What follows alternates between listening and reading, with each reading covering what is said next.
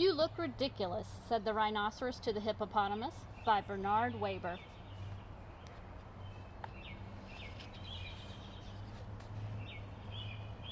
Once upon a time in the jungle,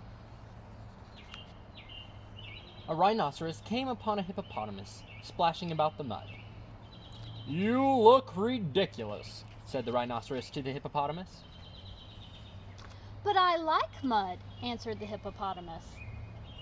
"Oh, it isn't the mud that makes you look ridiculous," said the rhinoceros. "It's your nose." The hippopotamus looked down at her nose.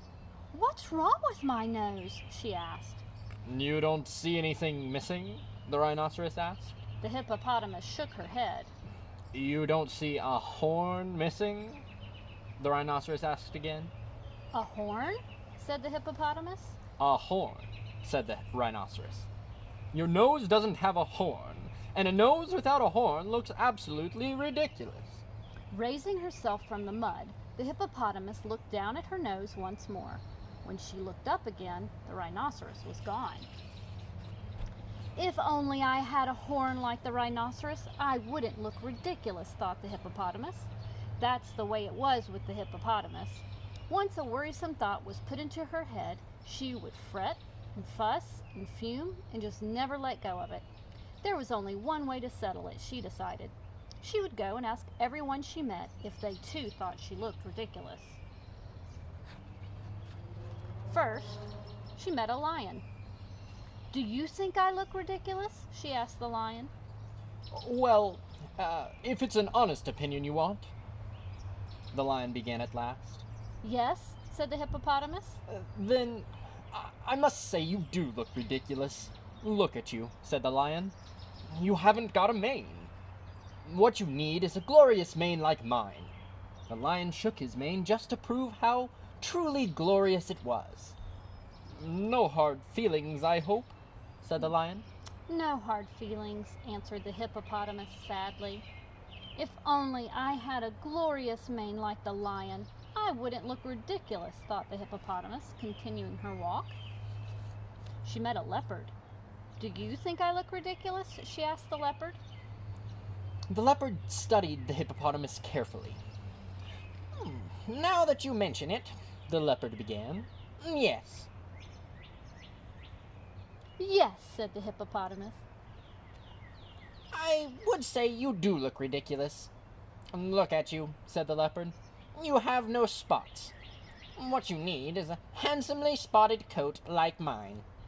The leopard gave a good long stretch to show off every last spot on his handsome coat. "We're still friends, I hope," said the leopard.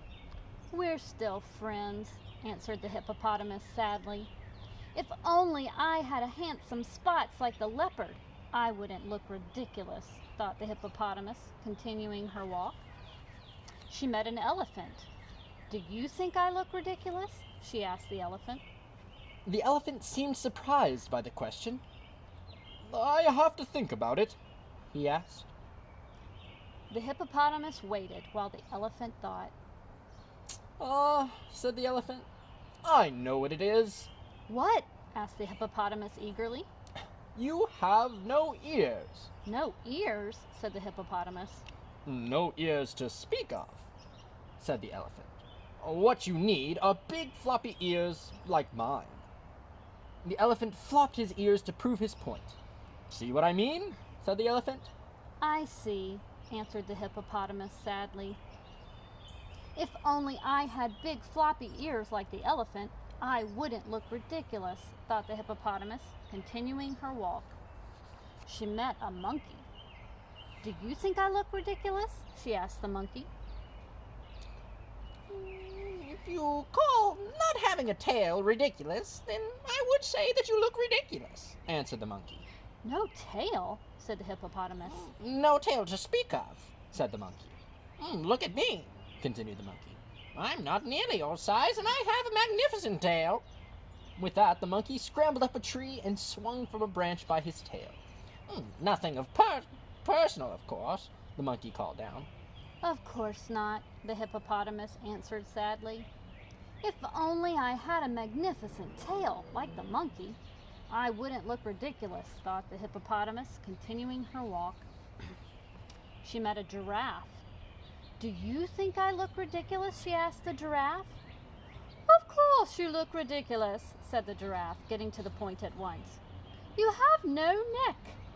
No neck, said the hippopotamus. No neck to speak of, said the giraffe. How can you possibly see the world without a neck? I see flowers, I see birds, I see the stars at night, began the hippopotamus. Ah, but do you see the treetops? Do you see the distant hills?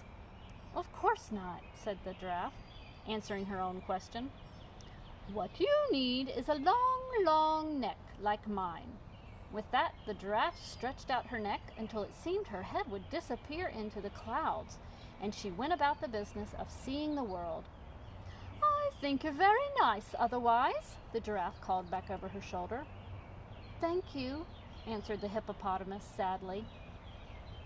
If only I had a long, long neck like the giraffe, I wouldn't look ridiculous, thought the hippopotamus, continuing her walk. She met a turtle. Do you think I look ridiculous? She asked the turtle. I suppose someone should tell you, said the turtle. Yes, said the hippopotamus. You do look ridiculous without a shell. A shell, said the hippopotamus. Oh, they're wonderful, said the turtle. I couldn't live without one. My shell is my house. It keeps me warm when it's cool and cold when it's hot. And if I ever need a place to hide, said the turtle, backing into her shell, I know exactly where to go. You'd have found out sooner or later, the turtle called out from inside her little house. I suppose, answered the hippopotamus sadly. If only I had a wonderful shell like the turtle, I wouldn't look ridiculous, thought the hippopotamus, continuing her walk. She met a nightingale. Do you think I look ridiculous? She asked the nightingale. If you don't mind my saying so, I think you sound ridiculous, said the nightingale. What you need is a beautiful voice like mine. Listen, said the nightingale, and the nightingale sang a beautiful but sad song for the hippopotamus. Suddenly, the hippopotamus could not bear to continue her walk or ask further questions. I am a ridiculous creature, she sighed. I shall find a place to hide and never show myself to anyone again. The hippopotamus ran and ran until she found a lonely place where no one would find her. Why did I have to be born looking so ridiculous? She cried as she fell asleep that night. While sleeping, she began to dream, and as so often happens in dreams, her dearest of wishes were granted.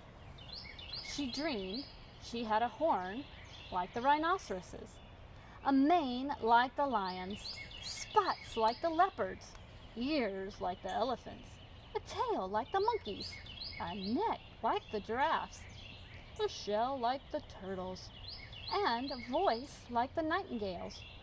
So delighted was the hippopotamus with her new appearance, she ran to show herself off to everyone.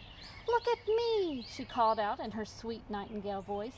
I no longer look ridiculous. Everyone laughed when they saw the new hippopotamus. The monkey laughed so hard he almost fell out of his tree. What is wrong? Cried the hippopotamus. Why do you laugh? Can't you see for yourselves I no longer look ridiculous? This only made the animals laugh even more. The hippopotamus rushed to a rain puddle to see for herself. Oh! She cried out upon seeing her reflection. I look ridiculous! She was so shaken by what she saw, she shook herself awake. Thank goodness it was only a dream, the hippopotamus sighed with relief. Joyfully, she plopped herself into the nearest mud hole, and from that day to this, is proud to be just what she is.